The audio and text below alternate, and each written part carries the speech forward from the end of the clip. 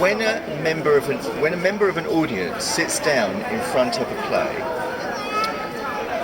the actors ask them to go along with the story. We know the story isn't true, in the sense that we know these are actors playing a part, but we ask the audience to go along with us. When you watch a movie, the movie director and the actors in it, they ask you to go along with the story. So you see Tom Cruise being shot at with a machine gun, and he's injured in the arm. We try and believe that, not as reality, but just for the purpose of enjoying the movie. That is called the willing suspension of disbelief, which means that you, the audience member, you willingly stop from disbelieving, because you could watch an entire movie, and when somebody gets shot, say in a James Bond movie, somebody gets shot, and you could sit there saying, well, that isn't true. He didn't really get shot. That's an actor. They can't shoot actors. That's against the law.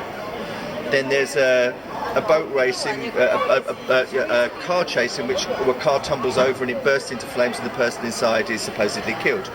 You can watch that movie and you can say, well, that didn't really happen. Yeah, it might have turned over, but that's maybe special effects. The person inside was a stuntman. Nobody really got killed.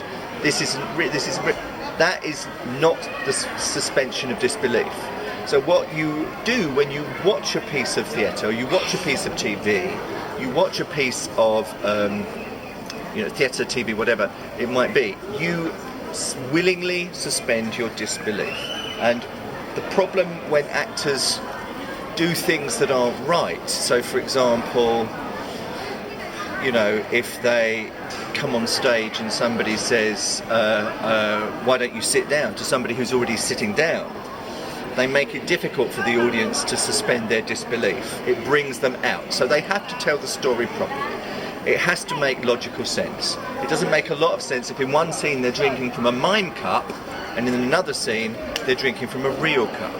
So you have to try and make sure that you get the audience to willingly suspend their disbelief. Now, there's a problem with this in terms of Brechtian theatre, because in Brechtian theatre, Bertolt Brecht always wants the audience to be recognising the whole time, these are actors and this is not true. He doesn't want the audience to suspend their disbelief in the same way. What he wants the audience to do is to go along with the story, but to constantly be thinking, this is an actor, this is a story, what is the message underneath it? So they're using their critical faculties and they're not suspending their disbelief. The practitioner for whom suspending your disbelief is the most important, probably, is Konstantin Stanislavski, because he tried to create a realistic drama with realistic sets and scenery and costumes. He tried to make it like, as much like real life as possible. So, the willing suspension of disbelief.